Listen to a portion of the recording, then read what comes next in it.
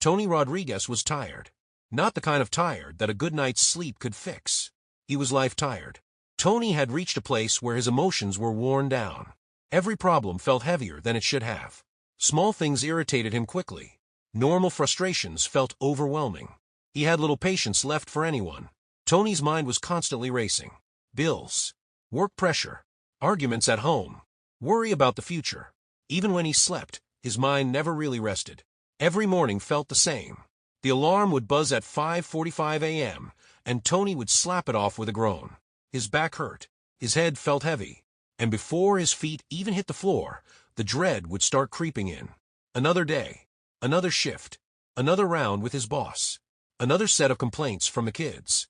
He was not present. He never came to their games. He never spent time with him on weekends. He was not cool. Then there were the mounting bills. Another reminder that life hadn't turned out the way he thought it would. Tony worked at a warehouse on the edge of town, loading pallets and driving a forklift. His boss, Mr. Callahan, had a voice that could grind a man's nerves down like sandpaper.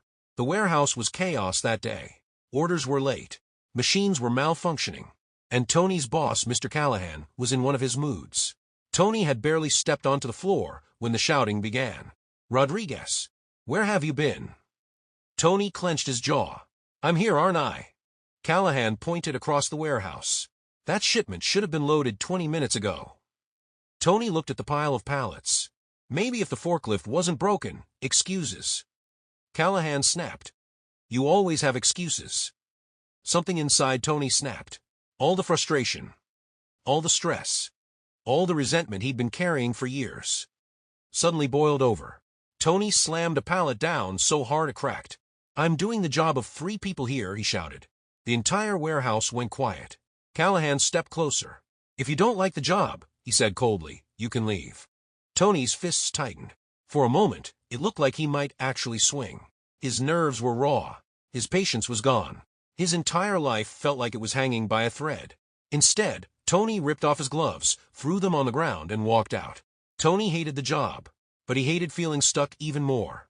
At home, things weren't much better. His kids were loud.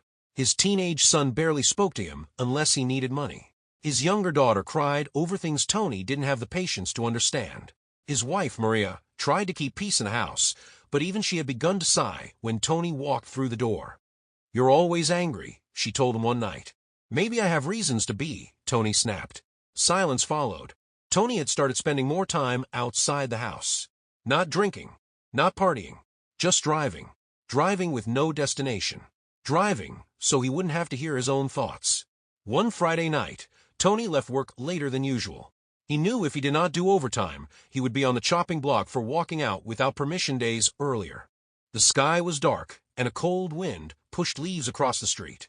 He drove without thinking, turning corners at random, until he noticed something unusual up ahead. A large white tent stood in an empty field beside an old church. Cars lined the road. Bright lights shined from inside the tent.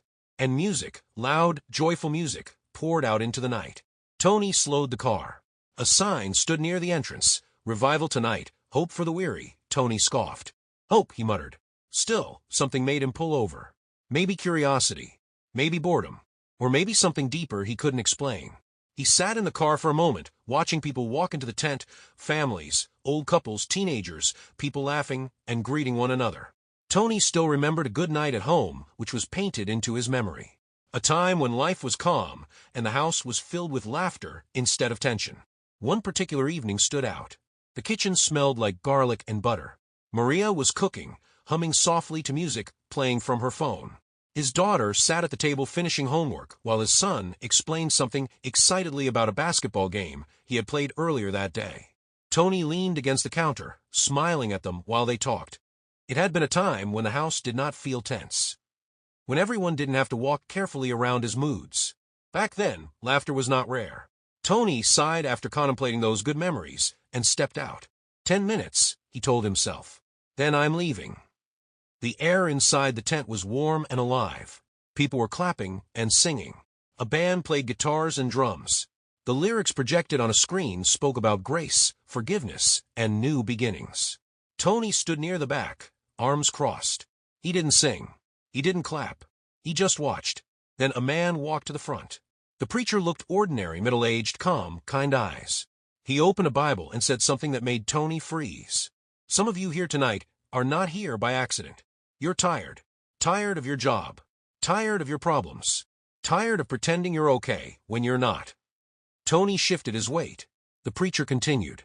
You wake up every morning wondering if life will ever feel different.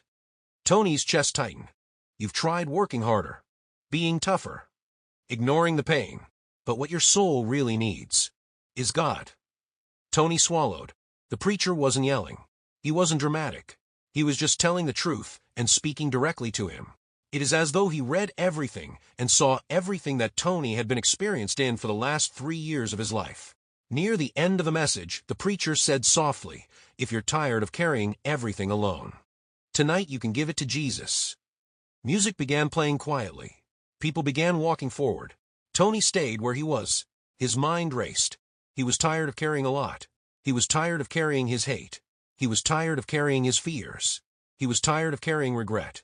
Tony wishes tired with carrying the weight of the world on his shoulders. This is stupid. This isn't for you. You don't belong here, he thought. But then something happened.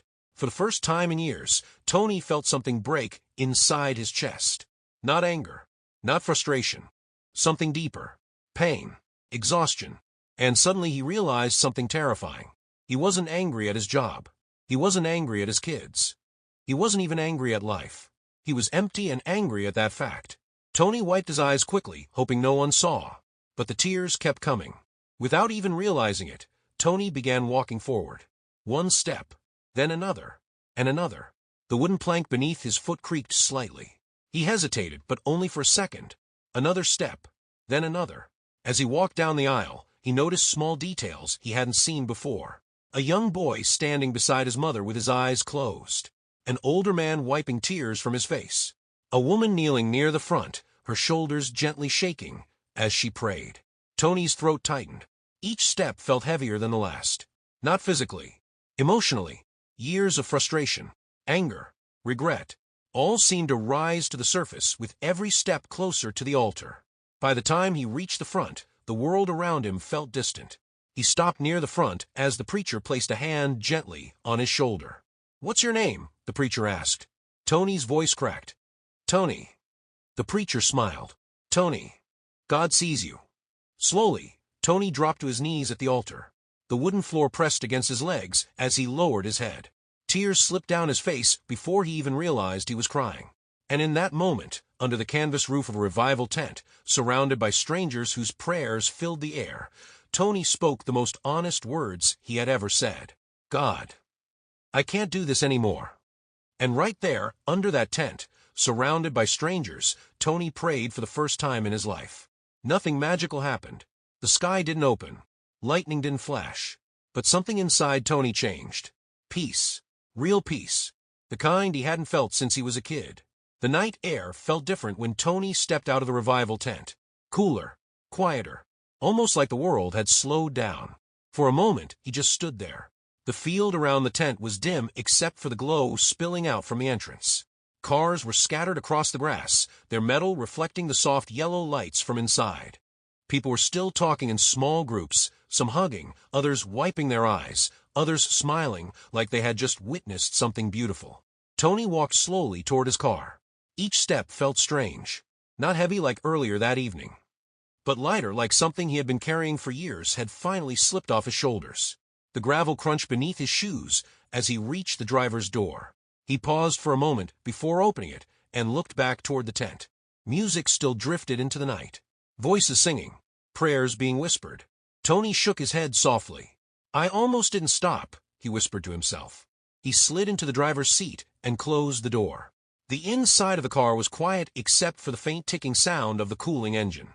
Tony rested his hands on the steering wheel for a moment and took a deep breath. It felt like the first real breath he had taken in years. He started the car and pulled slowly onto the dark road. The town was quiet at that hour.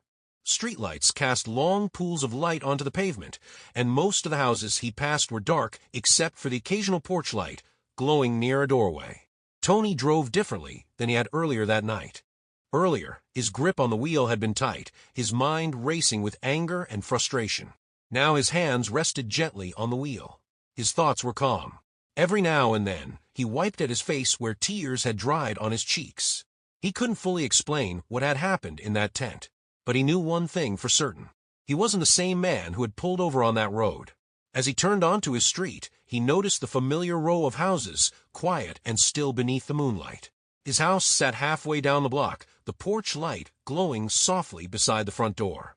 Tony parked the car and turned off the engine. For a moment, he just sat there. The house that once felt like a battlefield now looked peaceful. He stepped out of the car and walked slowly toward the front door.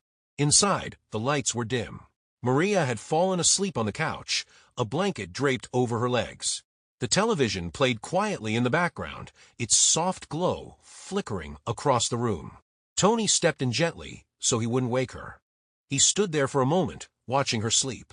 There had been so many nights when he had come home angry, slamming doors, snapping at everyone not caring who he offended by carrying the weight of the world on his shoulders. But tonight felt different.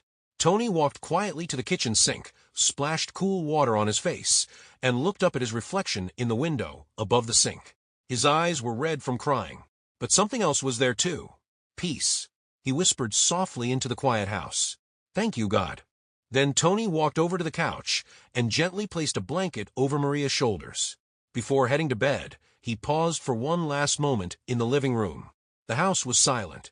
The same walls, the same furniture, the same life waiting for him in the morning. But Tony knew something had changed. Not the house, not the job, not the world. Him. And as he turned off the last light and walked down the hallway, Tony felt something he had not felt in a long time. Hope. Thank you for listening. Sometimes the greatest turning point in a person's life happens on an ordinary night, in a place they never planned to be, when God meets them exactly where they are. Please share your comment. I would like to hear what you think. Do you think stories like Tony's happen today? Why or why not?